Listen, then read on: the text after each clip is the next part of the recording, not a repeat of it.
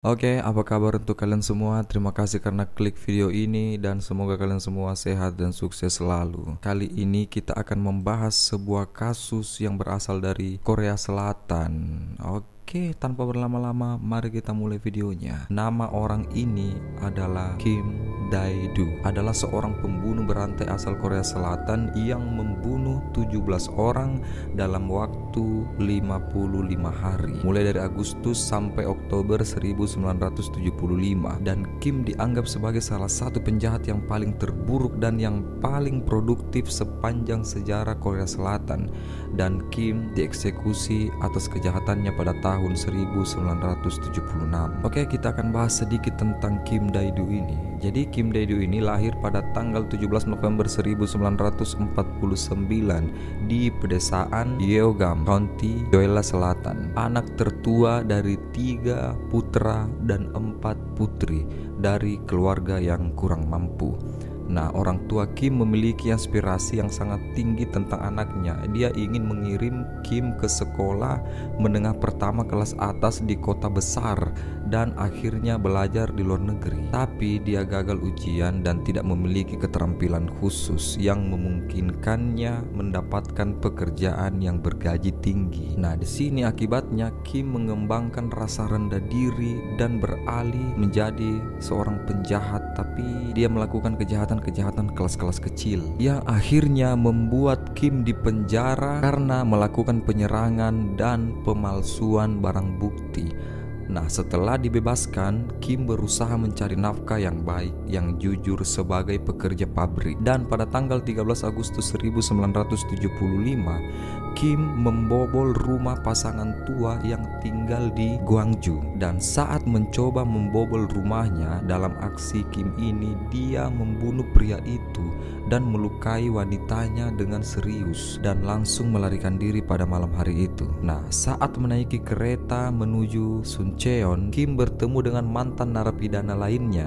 Kim ini bertemu dengan teman yang dulu dia dipenjara yang bernama Kim Ho Won yang berusia sekitar 27 tahun, dan Kim mengajak temannya ini untuk menjadi partner untuk melakukan aksi-aksi selanjutnya, dan dia setuju untuk membantu Kim dalam serangan-serangan berikutnya. 6 hari kemudian mereka memasuki sebuah toko di Mongtan, Kabupaten Muan, yang menewaskan pasangan tua dan cucu mereka yang berusia 7 tahun. Nah, setelah melakukan pembunuhan itu, mereka menaiki kereta menuju Seoul, di mana mereka telah merencanakan untuk merampok sebuah rumah yang penuh dengan uang tunai.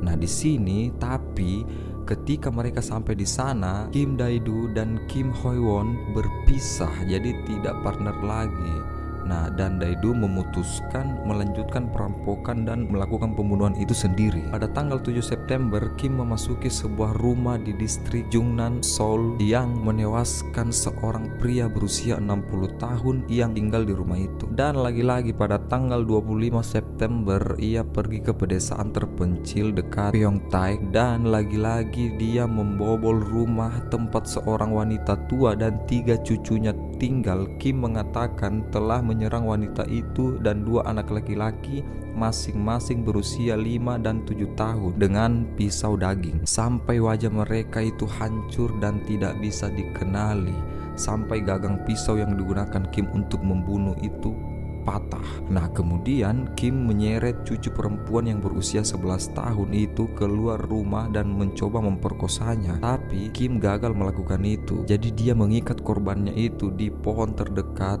dan membunuh. Pada tanggal 27 September, Kim menyerang keluarga lain di Guri yang menewaskan pasangan muda dan anak mereka yang berusia 3 tahun serta melukai 2 orang lainnya. Nah, 3 hari kemudian ia masuk ke sebuah rumah di Gunpo, memperkosa dan membunuh sang ibu sebelum memukuli bayinya yang berusia 3 bulan sampai meninggal. Dan pada tanggal 2 Oktober, Kim lagi-lagi menyerang seorang pasangan muda di Suwon yang menewaskan mereka berdua. Nah, keesokan harinya ia mencoba membunuh seorang Teddy di lapangan golf di Suwon, tetapi korban itu berhasil selamat dari serangan Kim. Nah, di sini kemudian Kim melarikan diri kembali ke Seoul, di mana dia mencoba merekrut mantan narapidana lain yang ditemuinya dan mengajak mereka untuk menjadi tim dalam melakukan aksinya. Tapi pemuda yang diajak oleh Kim itu malah mencuri barang-barang Kim dan mencoba melarikan diri. Nah, tapi Kim berhasil menangkapnya dan langsung membunuhnya juga.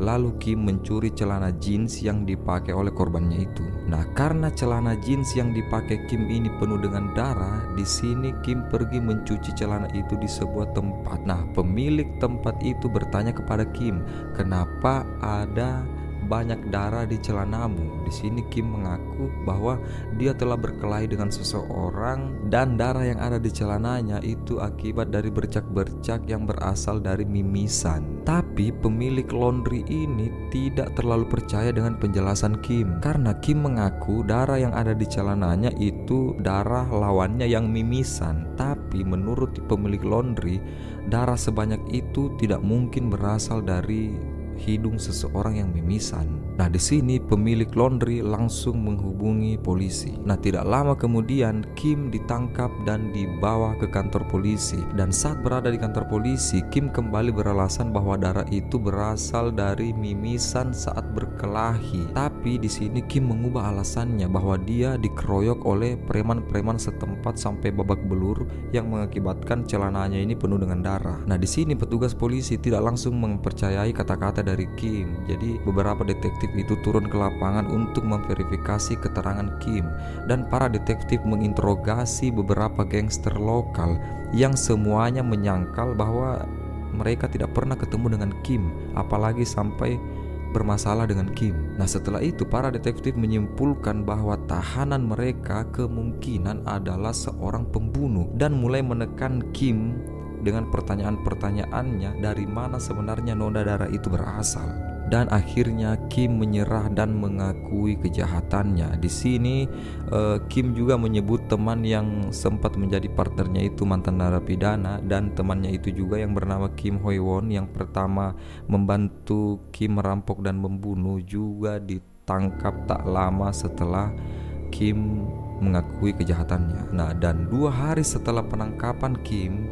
diperintahkan untuk melakukan inspeksi di tempat kejadian perkara untuk menunjukkan bagaimana dia melakukan pembunuhan tersebut. Nah, di sini ada rumor yang mengatakan bahwa ia bertindak dengan sangat arogan. Selama pembunuhan, Kim dikatakan sambil mengunyah permen karet dan melakukan pembunuhan itu dengan tertawa. Tapi hal ini belum dapat diverifikasi secara pasti. Nah, di sini dalam penyelidikan diketahui bahwa Kim itu hanya merampok rumah-rumah orang yang miskin, karena menurut Kim polisi akan fokus pada perampokan-perampokan kasus menengah ke atas. Dan secara total barang yang telah dicuri oleh Kim itu berjumlah sekitar 26.800 won. Nah, selanjutnya pada persidangan awal Kim Dae-do dan Hae Won dihukum atas tuduhan pembunuhan, pemerkosaan, perampokan, dan percobaan perampokan dan dijatuhi hukuman mati. Pada persidangan selanjutnya, hukuman yang terakhir dikurangi menjadi penjara seumur hidup karena hakim mengakui bahwa ia hanya bertindak dalam satu kasus dan dipaksa oleh temannya. Dan sambil menunggu eksekusi, Kim Dae-do berpindah agama menjadi Kristen dan dikatakan setelah secara terbuka bertobat atas tindakannya setelah menghadiri kebaktian gereja. Dan pada tanggal 28 Desember 1976, Kim Dae-do digantung di penjara Soedaemun di Seoul, meskipun ada protes dari pengacaranya yang bernama Lee Sang yang telah meminta agar hukumannya diringankan dan kasusnya diperiksa secara menyeluruh untuk mencegah insiden serupa di masa depan. Nah, di sini ada yang unik, karena sebelum dieksekusi mati, Kim dikatakan telah meninggalkan surat wasiat yang meminta sistem peradilan untuk memisahkan pelaku kejahatan ringan dan residivis berbahaya satu sama lain, sehingga pelaku kejahatan pertama kali tidak akan belajar bagaimana melakukan kejahatan lebih lanjut ke depannya. Oke, itulah tadi kasus singkat tentang Kim Dae-do. Bagaimana tanggapan kalian tentang kasus yang dilakukan oleh orang ini, orang yang sangat kejam ini? Oke, sertakan di kolom komentar dan jangan lupa tonton video-video saya selanjutnya, serta jika kalian berkenan jangan lupa like, komen, dan subscribe, dan sampai jumpa di video selanjutnya.